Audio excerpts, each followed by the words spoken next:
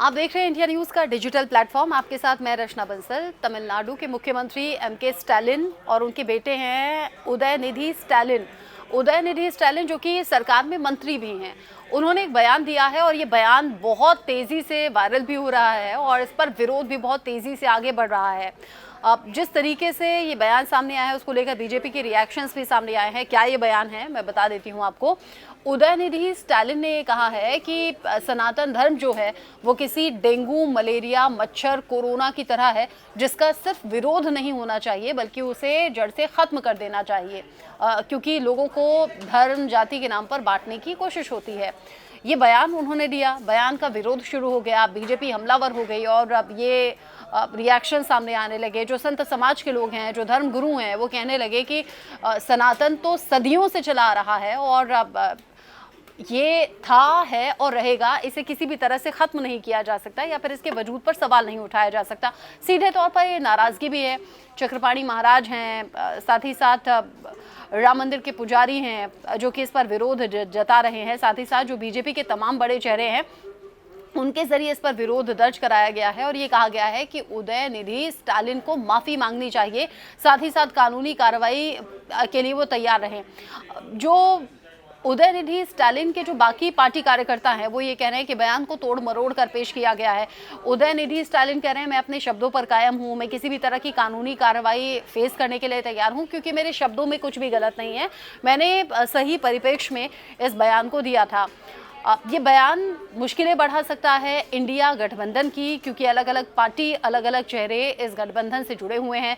लेकिन जिस तरीके से उदयनिधि स्टालिन का बयान सामने आया है उसको लेकर बीजेपी ये भी पूछ रही है कि जो एक के बाद एक मीटिंग्स हो रही थी गठबंधन की, इंडिया गठबंधन की, उसमें क्या यही स्ट्रैटेजी तय की गई है और क्या यही सनातन के खिलाफ रणनीति तैयार की गई है जिसकी शुरुआत अब से हो गई है, इस बयान से हो गई है, और बाकी पार्टियों का स्टैंड इस पर क्या है, बीजेपी ने ये भी पूछ लिया है।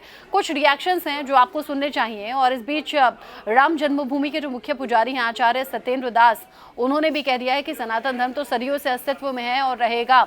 जो ऐसा कह रहे हैं कि सनातन को खत्म कर दिया जाए वो इसका वास्तविक अर्थ समझते ही नहीं है। एक काम करती हूँ मैं, छोटा छोटा रिएक्शन आप सुनिए, चाहे वो बीजेपी हो या फिर वो सनातन धर्म से जुड़े हुए लोग हों, धर्म गुरु हों, किस तरीके से इस बयान को देखा जा रहा है एक बार सुनिए और आप भी बताइएगा आपकी राय इस पर क्या है। देखिए, स्टालिन के मंत्री को ये बात समझना चाहिए कि हिंदू सनातन कोई टॉफी या लेमचूस नहीं है कि मुंह में डाला, बतासा नहीं है, मुंह में डाला और गल गया। सनातन धर्म सदियों से था, है और रहेगा, सृष्टि के शुरुआत से। यूनान, मिस्र, रोमा सब मिट गए जहां से, कुछ बात है कि हस्ती मिटती नहीं हमारी। तो उससे है तो वो सनातन धर्म का वस्तुतः अर्थ ही नहीं समझा। अर्थ न समझने के कारण से उसका उन्मूलन कर रहे हैं कि उसी सनातन को ही हम समाप्त कर दें जो कभी होना नहीं है। सनातन सदियों से चला आ रहा है और अंत तक रहेगा। स्तंभ है स्टालिन साहब और उनके बेटा कह रहे हैं सनातन धर्म की तुलना डेंगू और मलेरिया से कर रहे हैं, इसको खत्म करने की बात कर रहे हैं।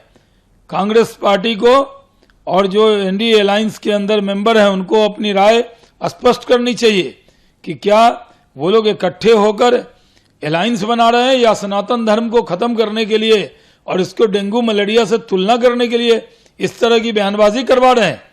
वो एमके स्टालिन जो यहाँ पर जिस तरह का, स्टालिन साहब जो सीएम है उनके बेटे ने जिस तरह का बयान दिया है ये दुर्भाग्यपूर्ण है।